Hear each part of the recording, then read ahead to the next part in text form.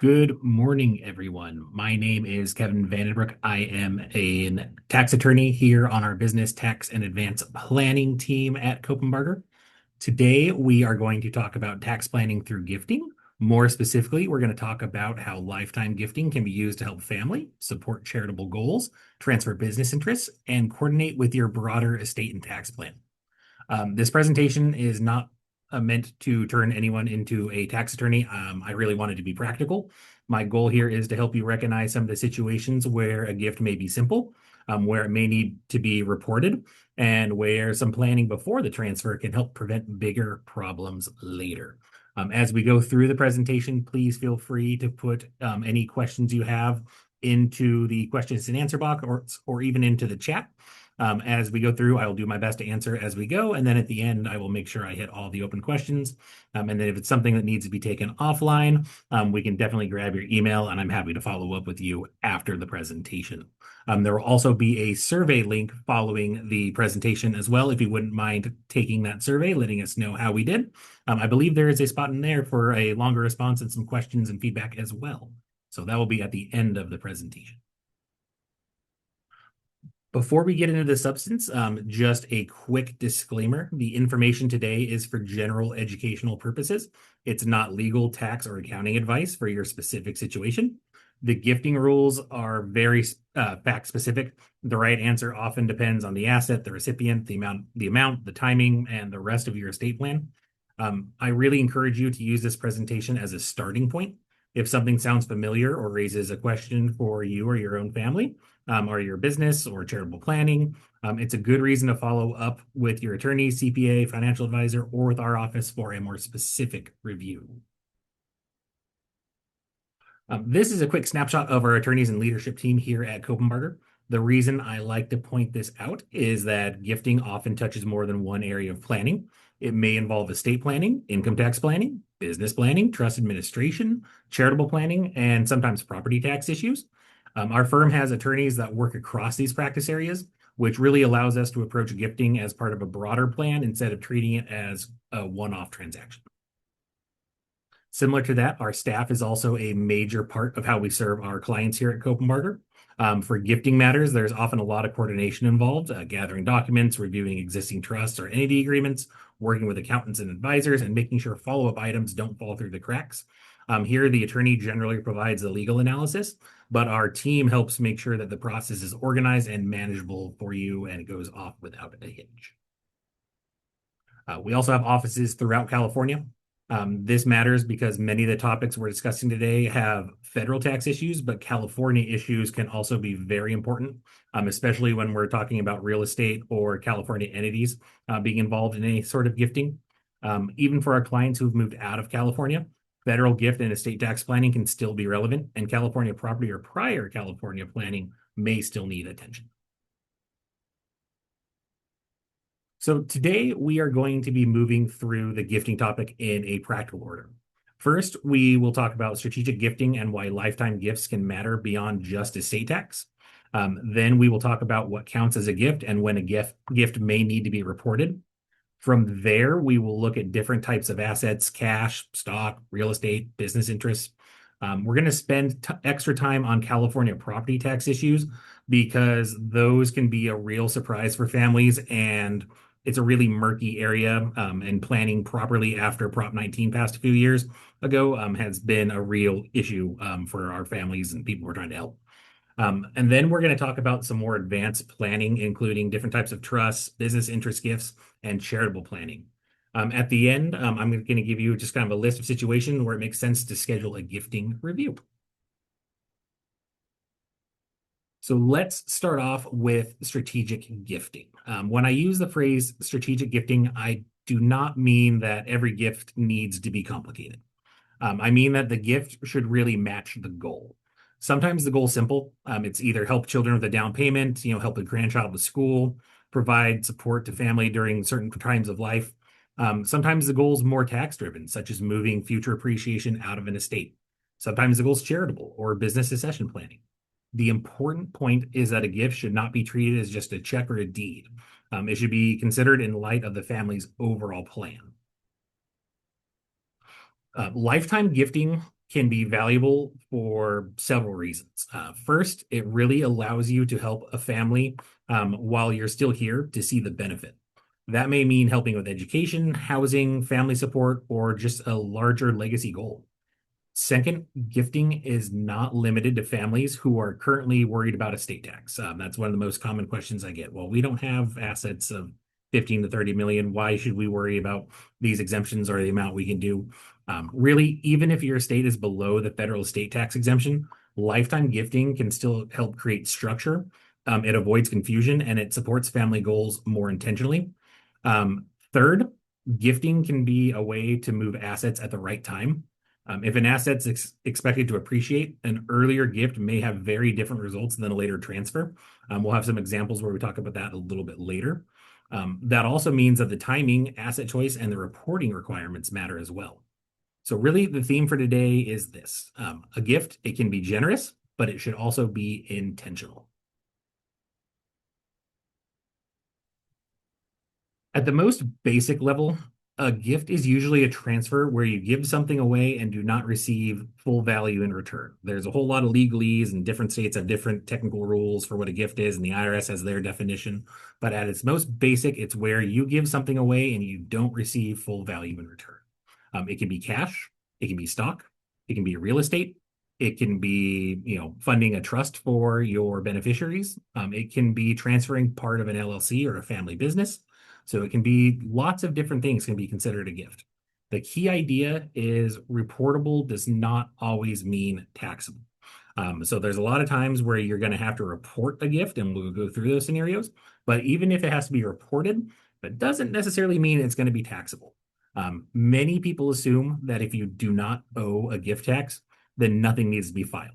That's not always true. Some gifts need to be reported even when no gift tax is currently due. Informal family transfers can also count.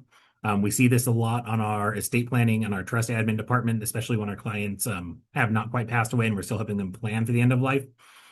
Adding a child to title on your property or onto a bank account, transferring parts of a business, forgiving a loan, moving assets into certain types of trusts, depending on the beneficiaries and when they have their interest in those assets. It can all raise gift tax reporting questions. A lot of the times families come in, they'll meet with us, they'll talk about things they've done prior to meeting with our attorneys. And they see it as the family providing support, which it totally is, but the tax rules may treat that as a gift. So there's a lot of unexpected and unplanned pitfalls that can kind of come into this type of planning. For both 2025 and 2026, there's an annual gift tax exclusion of $19,000 per donor per recipient. What that really means is that every person can give up to $19,000 to any other person out there. For married couples, you can combine those gifts, so it can be $38,000 to one person, but the key rule is per donor per recipient, and it's $19,000 in total value. The type of assets don't generally matter here. This is the amount you can give annually without triggering your lifetime exemption amount or triggering a gift tax return, which the gift tax return takes off for your lifetime exemption amount, assuming the gift otherwise qualifies. For married couples, like I said, each spouse has a separate exclusion amount. So a married couple may be able to give more to the same recipient, but it's important not to oversimplify it. Depending on how the gift is made, gift splitting or other reporting issues may still apply. The larger federal and state gift tax exemption also gives a lot of flexibility. That's the lifetime exclusion amount for estate and gift tax. Those two are tied together. For 2026, that exclusion amount went all the way up to $15 million per person. So $30 million for a married couple. This means that many people will not actually need to pay the gift tax, but that does not mean reporting and planning do not matter. There's certain types of gifts where really they're not going to count towards that exclusion, and we'll go through those a bit. The big one there, though, is direct tuition and medical payments. If those are made directly to the educational institution or to the medical provider, those generally are not counted towards that annual exclusion. So let's take a look at just a quick case study for a tuition strategy. And we just had a question come in. I'm going to hit that after we go through this quick case study. So in this case study, we're going to assume a grandparent wants to help a grandchild with college. The overall cost of what they really want to help the kid with, it's about 30,000 for their tuition. And then just on top of that, the grandchild needs help with living expenses because life is expensive, especially if they're going to college here in California. So the grandparent wants to pay 30,000 of the tuition and also give them $19,000 of cash during the year. So the direct tuition payment here is going to be treated differently from a normal gift because the grandparent's going to pay that directly to the educational institution. And then they can give that separate $19,000 cash gift to fit within that annual exclusion amount. So here, the grandparents accomplishing two goals really. They're helping with the tuition and they're also providing some additional support. And now, if we compare that with simply giving cash to their grandchild and telling them, okay, here's 50 grand in cash, pay your tuition and keep the rest to live off of, the grandparents still achieving their goal both ways. But by giving that 49,000 in cash, they're creating a situation where because they're above and beyond that $19,000 limit, they now need to report that on a gift tax return, which the due dates are the same as your income tax returns, April 15th of the following year. So if they would have done it with the tuition payment and then the cash, they'd be under that amount. No gift tax return would need to be filed. So this is how gifts can be made. The way that gifts are made matter just as much as the amount or the intent. So one of the questions we had come in is, if I pay my adult son's property taxes for his home, does that count towards the $19,000 exclusion? Unfortunately, no. The payment of taxes is not going to be one of those exclusions from the gift there. The real big carve-outs are generally medical and educational. Those are the biggest ones we see in practice.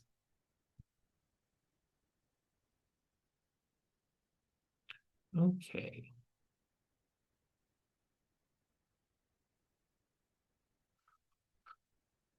So the next section we're going to talk about is selecting the right types of assets for gifts.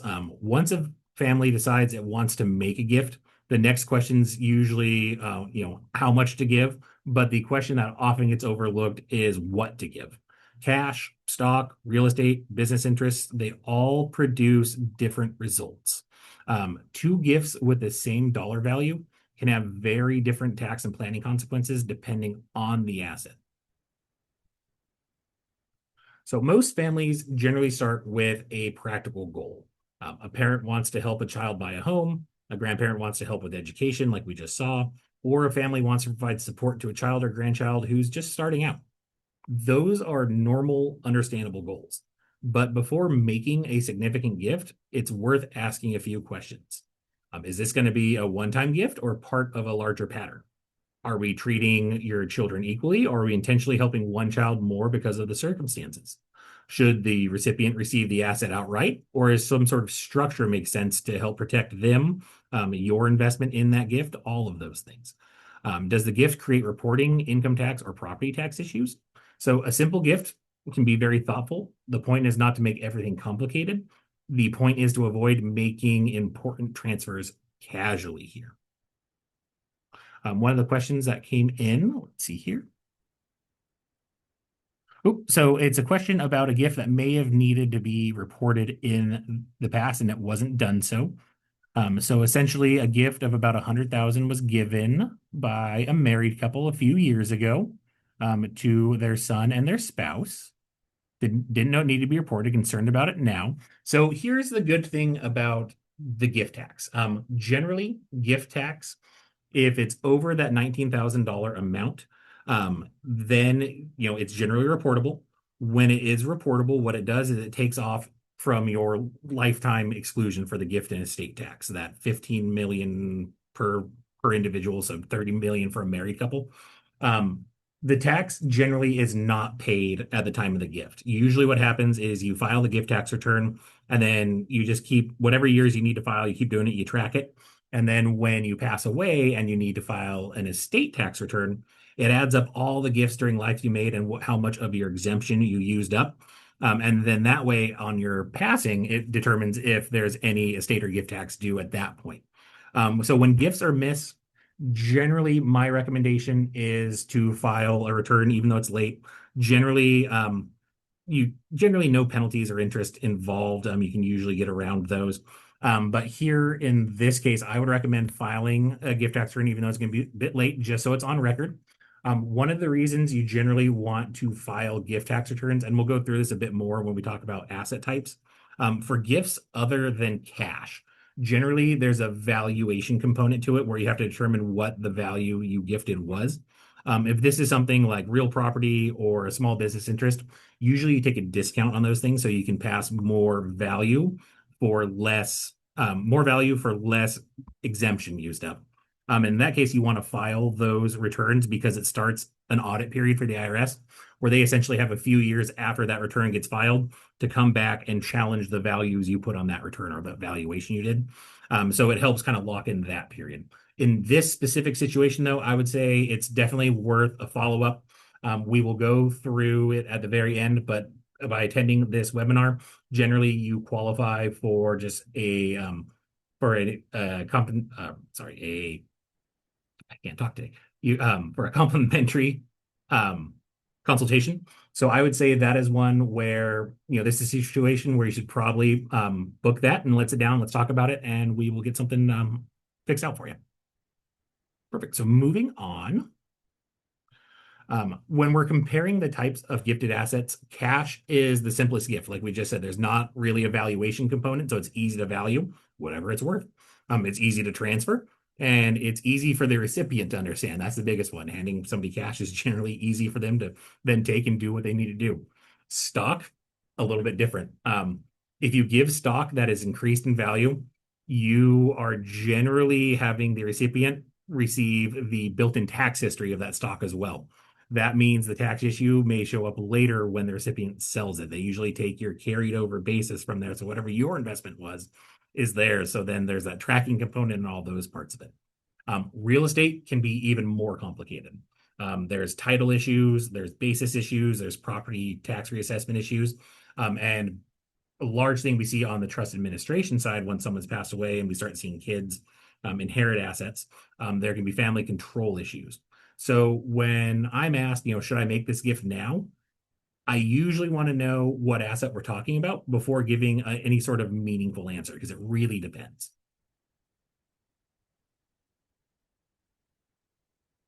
So another quick case study, let's talk about some tax differences and go through some of the rules here. Here is a simple example just using some stock. Let's assume a parent owns stock worth $200,000. The parent bought it years ago for $40,000. So that $40,000 is the parent's basis. If the parents gift the stock during life, the child is going to generally receive the parent's carryover basis. So let's say the child received the stock in a gift and then they sell the stock for that $200,000 that's valued at today. They're looking at about $160,000 of built-in capital gain on that stock. Let's say instead the child needed that $200,000 and the parents had cash to give instead. So instead they left the stock alone, gave the money, and now the child's going to instead inherit the stock at the parent's death. That stock basis generally now would be adjusted to the date of death value. So let's say when the parents pass away, when it's $200,000 in value, and the child sells it the next day, generally they're going to have no gain on that. There's going to be no built-in capital gain then because their basis increased. So the family goal can be the same either way. It can either be get the stock to the child, it can be give the 200,000 to the child. But the income tax result of each different choice is very different. This doesn't mean that gifting appreciated stock is always wrong. It means that when we're deciding what the overall class of the asset should be that we are gifting, we need to see what the overall goal is first and then find the right asset that matches that because there's income tax consequences to these types of choices. So here, just going back to the stock example, the child needed 200,000. The way the parents were giving it to them was in the stock they had appreciating their account. That's great. They gave their child 200,000 in value. But with that 160,000 of built-in gain tax, let's say it's a top, capital gain rate of 20%. At that point, they're also paying, 32,000 in taxes. So they're not going to end up with that full 200,000 there. So it really overall depends. And plus, then you gifted a gift that has, an income tax consequence, which they should still be grateful. You don't look a gift horse in the mouth, but there are different considerations to be made where a few minutes of planning could have prevented some down the line issues.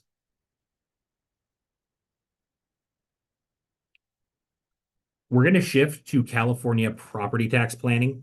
This is one of the biggest concerns and issues we see here at the firm at all steps of our planning, whether you come in and meet one of our estate planning attorneys to get your estate plan in order, whether you're meeting with our trust admin and litigation teams because someone's passed away and you're working to administer the estate. And a lot of times with me and Catherine on our business tax and advanced planning team, a lot of it is dealing with property tax planning. So this is one of the areas where our clients are often very surprised. A lot of times our clients understand that California does not have a separate gift tax, but they do not always realize that a gift of California real estate raises property tax issues. So this is why real estate gifts deserve a separate conversation and topic in this presentation. So the basics, like I said, California does not have a separate gift tax. They're not going to tax you on the gift. So that doesn't mean that the California gift has no consequences, though. So if you receive a gift, California generally is not going to tax the recipient of his income. But if the gifted asset later produces income, that can still be taxable from income tax. On the real estate side, there is another issue, and that is property tax reassessment. Transfer of California real property is generally treated as a change in ownership, even if it's a gift and no money changes hands. There's a lot of different exclusions, but they're not as broad as many people assume. Proposition 19 significantly narrowed the parent-to-child exclusion. For example, rental properties and investment properties generally need special care because they're not going to qualify in the way that families expect them to. The simple and practical message is this: don't sign a deed and ask tax questions later. If you're talking about adding a child to title or gifting property or anything in those realms, make sure you are talking with your legal team first before doing so, because a lot of big consequences can happen from very simple changing of those types of those assets. So we're going to go through a quick case study to talk about the tax increase risk. So we're going to use a simple rental property example that I've seen many times here in practice. We're going to assume that a mother owns a rental property. The property has an assessed value of $300,000. So they bought it a few years ago, but its market value, because this is California, skyrocketed all the way up to $900,000. She wants to help her daughter. She deeds her a 50% interest in the property during her life because she wants to help out her daughter, give her something with a bit of security. That way daughter has that security if she ever needs to go get any other type of loans, those sorts of things. From a family perspective, this is a generous and straightforward gift. Putting the kid on title, that way the kid has 50% of the equity, can borrow against it. Anything happens to mom, no issue. The child's going to inherit that property because they're probably joint tenants right of survivorship. So really, for California, for purposes, it's straightforward, but for property tax purposes, this transferred 50% interest is now going to be reassessed. So half of the old assessed value is $150,000. Half of the current market value is $450,000. So the transferred portion is going to see an assessed value increase of about $300,000. So at a rough, let's call it 1% base property tax rate, that's at least another $3,000 more per year because local assessments and other charges. That's a real annual cost, and it's generally going to continue for years. So here in this situation where our goal may have been just to give daughter an asset that she can use as security for other things, by putting daughter on title here just created a situation where mom, as the owner and the person living in the property and the person paying the expenses of this property, now owes at least another $3,000 per year in property taxes. And that is going to add up. And here, I would say that value is probably low. Generally, we'd see a larger increase than that. So here's one of those situations where property tax planning really could have helped this not happen. So here, we're going to have the same family goal. We're going to help the daughter financially. But here, as an alternative, we're going to keep the rental property titled as is. So the mother wants to help the daughter financially, but instead of deeding part of the rental company, she's going to keep the rental property titled as is, and she's going to consider using cash or marketable securities instead to transfer to the daughter. This way, the daughter is going to still receive support, but the family avoids changing title to the California real estate. And that may avoid a reassessment issue depending on the facts. It also is much easier to document and administer. Other ways that you can, more complicated ways around here, we could use an LLC strategy instead, where mom sets up an LLC to own this rental property. Mom is going to transfer in her property to the LLC. That is generally going to qualify for an exclusion as long as mom is a sole member of that LLC. And then over time, mom can give interest in that LLC to daughter. That way, daughter is receiving that income interest and the interest in the property, the rental property itself. And as long as we're avoiding kind of a material change of ownership to that LLC now, we're not having to have the property be reassessed. So you can kind of control and time that a little bit better using an LLC. So we're going to, that's a good segue kind of into advanced gifting and structured strategies.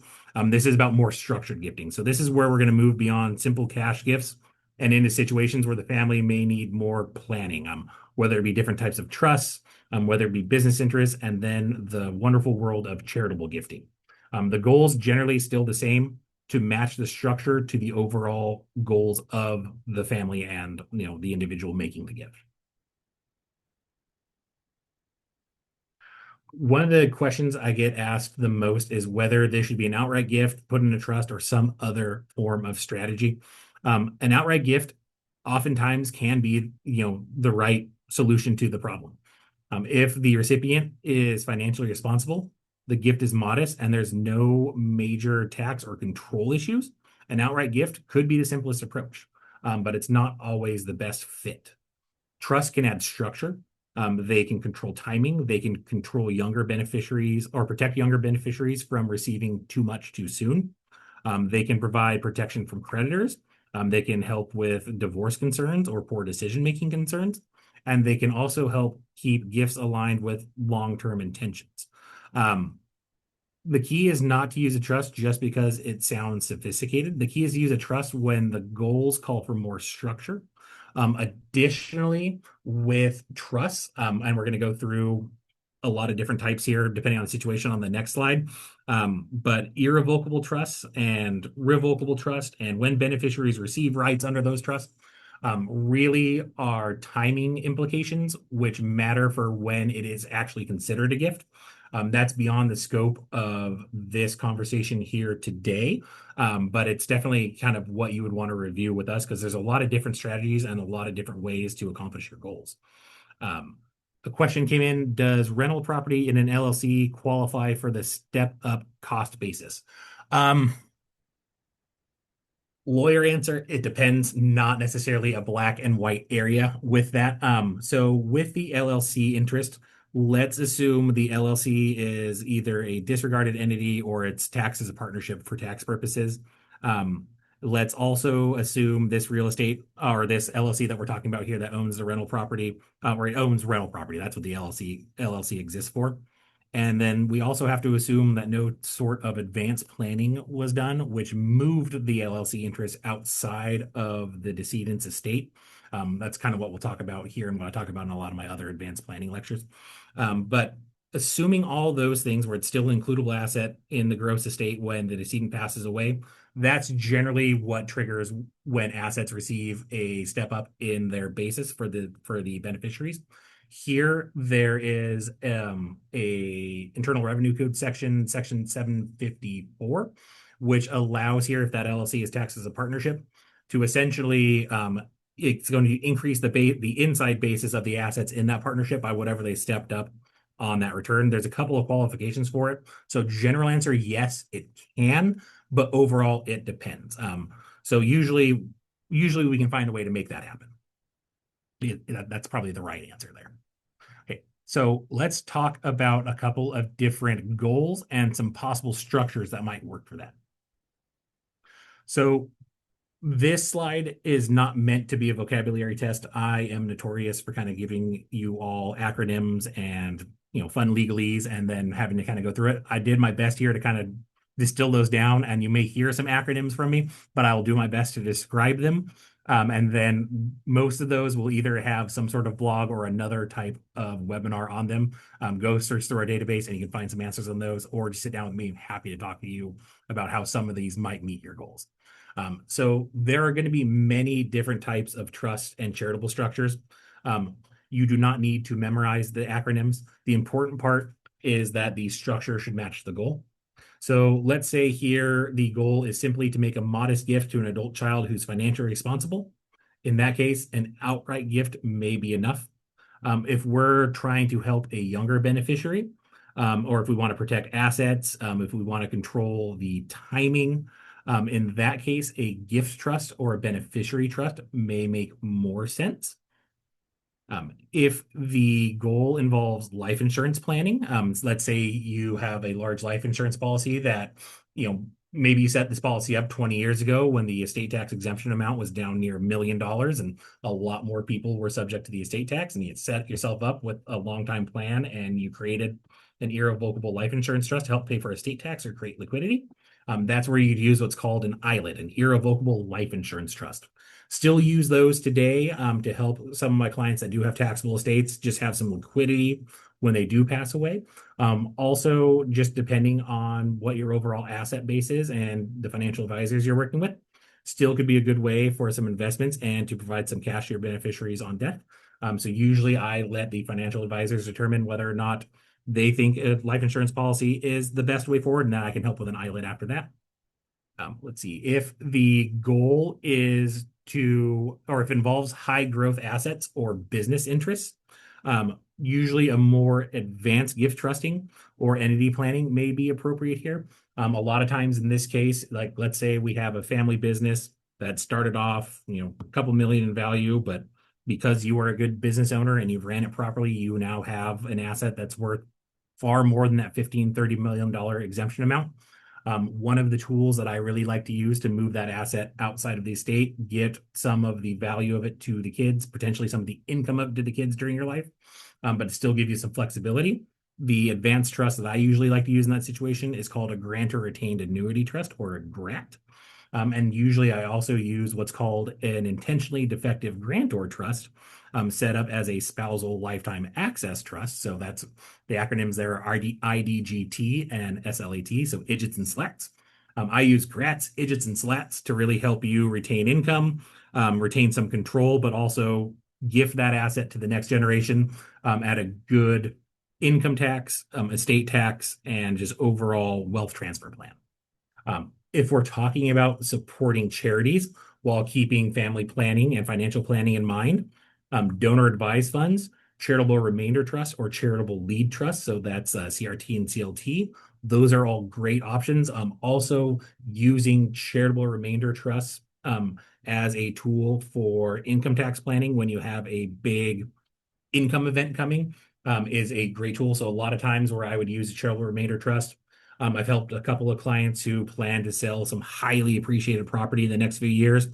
We've contributed those, properties to charitable remainder trust. That way, when the property sells, that large capital gain is spaced out over time. They still get the income for their lives, and on their passing, a large chunk of that proceeds from that sale end up with the charities as their choice. If we're trying to create kind of a legacy of gifting and a legacy of charity, donor advised funds, private foundations, all of those things are great tools for those. I believe I've done a webinar on a lot of those before, and I know we definitely have a lot of blogs on those, but that's one of the areas of practice that I just am very interested in. It's one of the things I love to do. So happy to sit down with anybody at any time to talk about different types of charitable planning.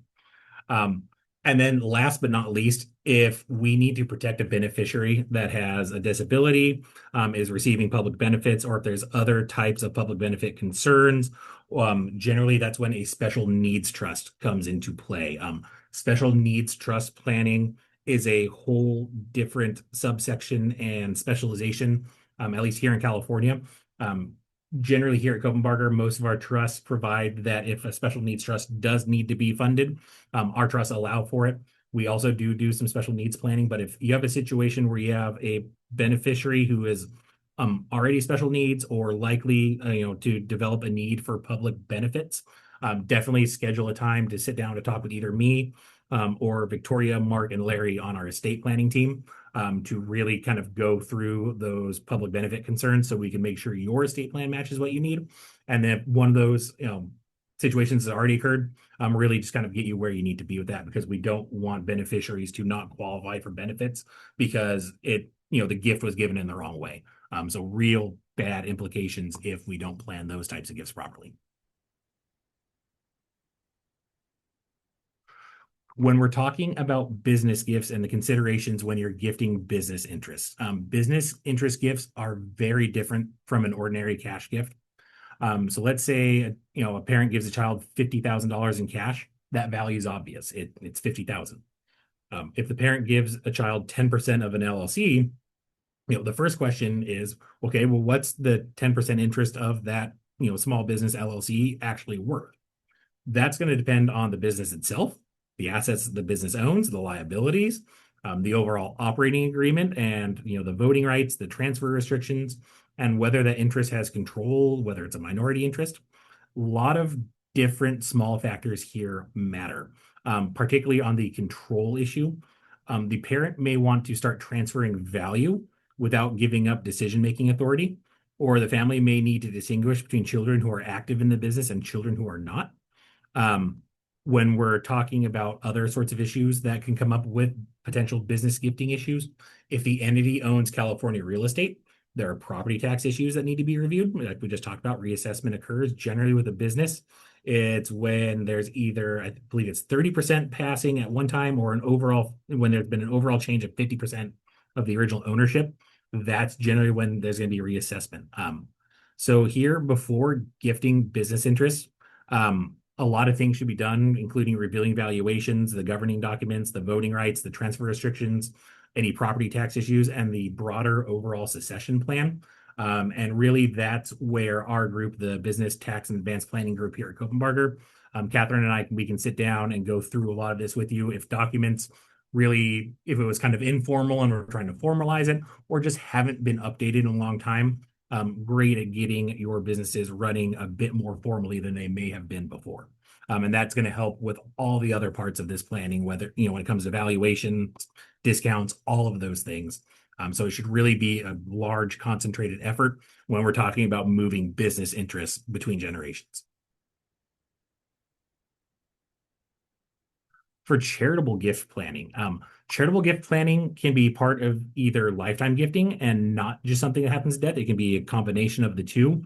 Really, charitable gifting is one of those things where generally, when I'm looking for clients where it may benefit them, generally I'm looking for those with a charitable intent beforehand. And then we start finding where the benefits besides the benefit of feeling good and doing the right thing comes into play.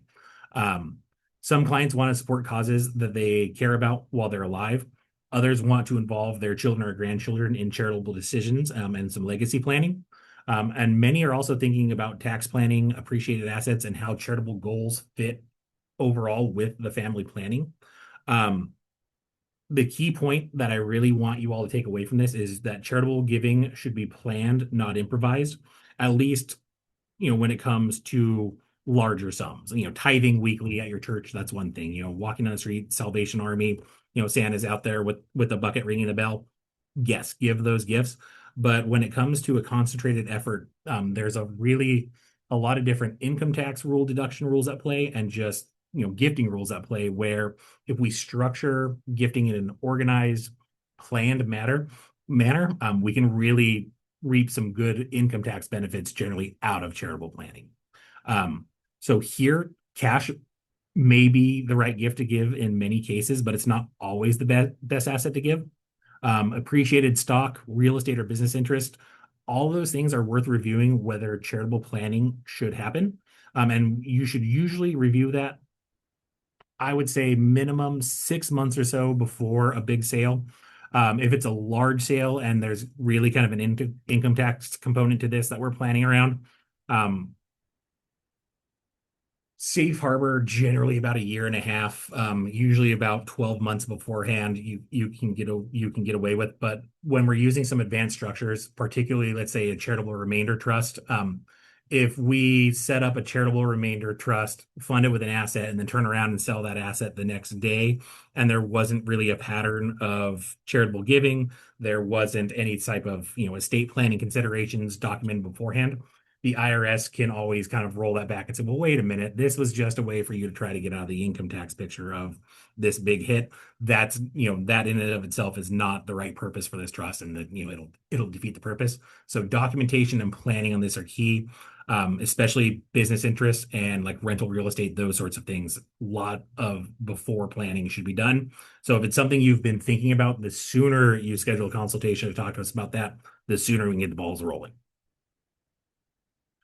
So just kind of wrap it up. Some folks may benefit from just a simple direct gift. Others may want to consider donor advised funds, charitable remainder trusts, charitable lead trusts, or other structures.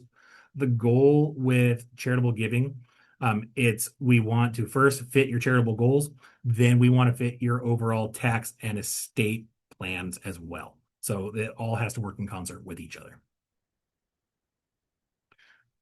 The important stuff, when to review your gifting. These are the kinds of situations where a gifting review can be very helpful. If you made larger gifts in 2025 or 2026 and you're not sure whether reporting applies, that's worth reviewing. If you helped a friend or family member with a home purchase, or if you helped with education or long-term support, the transfer may be simple, but it may also have the reporting or planning issues. If you are considering gifts of stock, real estate, trust assets, or business interests, the asset itself can change the analysis. So if you're considering those types of gifts, that's time for a gifting review. If you want to coordinate some family gifts with charitable goals, or if you're planning a sale or a major transaction, it's better to think through the charitable or gifting strategy before the transaction starts to occur.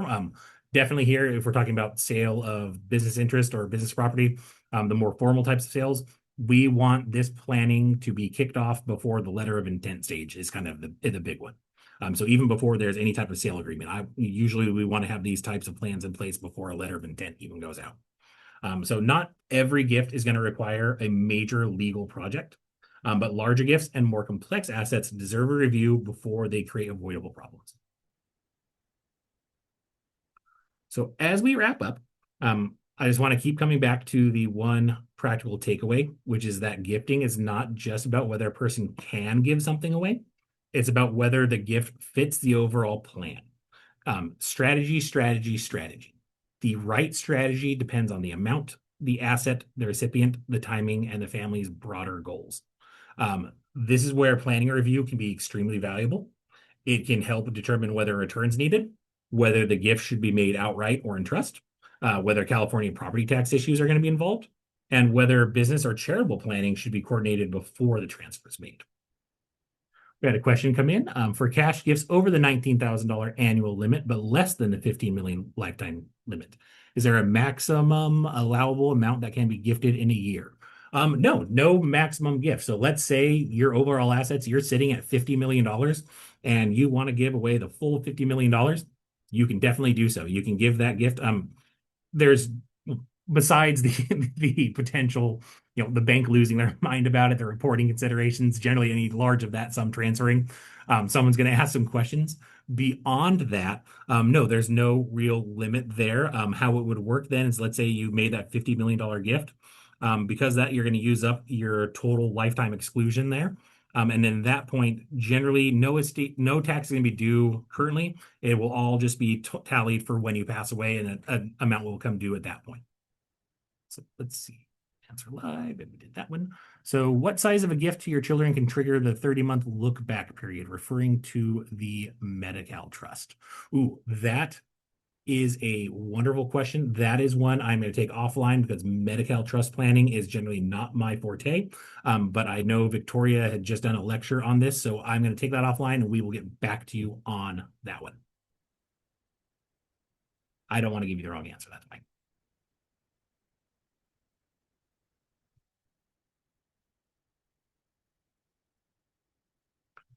Okay.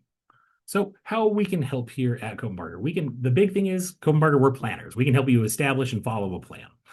We help with several types of gifting related matters. We can review whether a gift tax return may be needed for gifts that were already made in 2025 or 2026, or even before then. We can help clients plan future gifts to children, grandchildren, their trusts, or charities. We can review gifts of stock, real estate, business interests, and other non-cash assets to help identify tax or legal issues before the transfer is made. We can also help with trust-based gifting, California real estate reassessment concerns, and business interest transfers. Succession planning is a big one that we do, as well as charitable gifting strategies. And for clients who already work with a CPA, financial advisor, or a different legal professional outside of Copenbarger, we are happy to coordinate with those advisors so the gifting plan fits the broader tax and financial picture. That's a large part of what I do. Generally, I'm working hand in hand with CPAs and financial advisors. On top of that, business managers, if the client's not managing the business itself, really to make sure a lot of this gets done. So it's really a coordinated effort between both your estate planning legal team here at Copenbarger and the rest of your trusted advisor network to make sure the right things get done. Question came in. Let's see here. So 2 children. So former daughter-in-law has 2 children who are their grandchildren. How is gifting more than 19,000? How is that handled? So I'm assuming here with this question, the ultimate goal is we want to have some funds go to the grandchildren, preferably over the $19,000 amount or around that 19,000. Generally, how it works is in this case, yes, you are generally giving the gift probably to the kid's mother if they're not of age. The best way to structure that would be gifts you give to your grandchildren. Generally write it out in a check or have a transfer be to an account owned by them. It's likely going to have to be an UTMA account, basically a trust account set up for the kids until they hit 18. So normal bank account like you would have for a younger kid. You can write them a check, each kid a check that way. That way it's considered a gift to the grandchildren and not directly to their mom. I've had issues with this where essentially in practice, most people would just go ahead and write a check to mom and mom divides it, puts it in the kids' accounts. I've had audit issues where they've claimed that's happened and we've come back. We've just had to show tracing that this isn't actually what occurred in substance. In form, that may have how it happened, but in substance, it was a gift to the kids or the grandkids. So you can show it that way. But generally, how it would work is you'd want to make sure the grandkids are the recipients of those gifts. If it's over the $19,000 mark, essentially, if you're over that annual exclusion, you need to file a gift tax return for that year that it was made. So let's say in 2026, you gifted each of your grandkids, and let's say you have 2 grandkids. Let's say you gave them $25,000 each, total of $50,000. In this case, if you are single, so we can't split the gifts, you're going to have a reportable gift of $6,000 per grandchild. Essentially, how it works is we report the overall $25,000 gift each on that gift tax return. It takes off your annual exclusion of $19,000 each, and we have 2 $6,000 reportable gifts. And then in that case, it will come off your lifetime exclusion. No tax due at that period, but it just starts tracking that. So that's how that gets handled. And then in this case, where we're talking about these sums of money moving, my first question to you would be, well, what is mom and grandkids using that money for? Are they using it to pay for college expenses or private school, something like that? Let's start paying those educational institutions themselves directly. Are they using it towards medical bills? Is mom setting up a college fund and just sticking it in there? Well, then let's talk about making 529 contributions instead. So a lot of different ways to handle that. So I would say, if you're making gifts over that 19,000, schedule a consultation. Let's figure out 1, what you've done, and if we need to clean anything up, and then 2, if there's a better structure moving forward.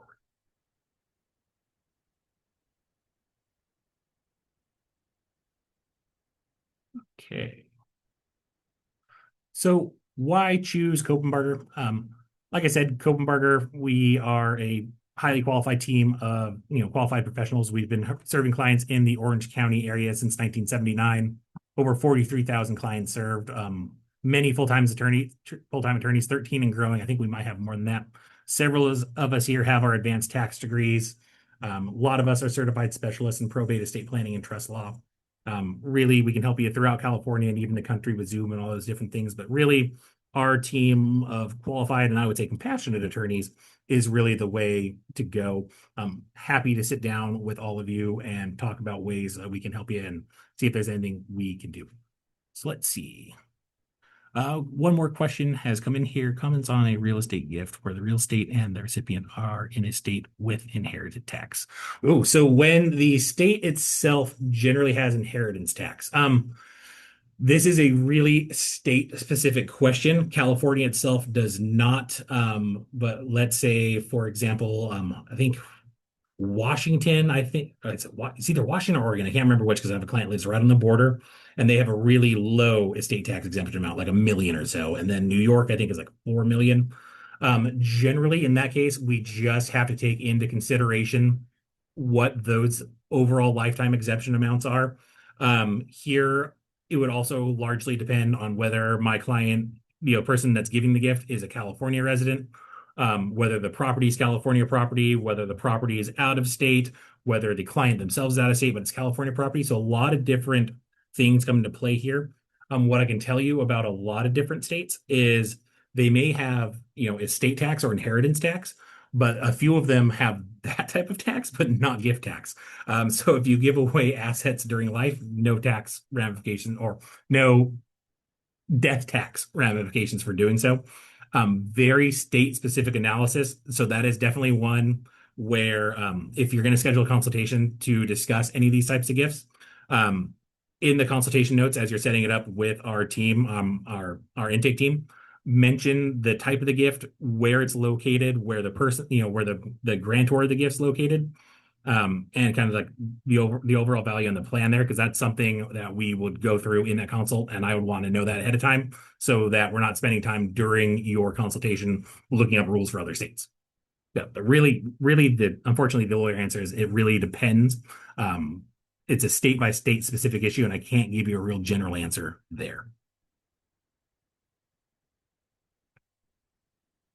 Okay, so as we move into close, as I mentioned, this webinar is going to qualify you for a consultation to review or establish your documents. It says estate planning, but this can also be a gifting consult with me as well. So please feel free to schedule that. You can call us anytime at the number provided on our website, on our email. You will receive that digital evaluation survey that'll be coming. It's been updated to allow for more details and questions on there.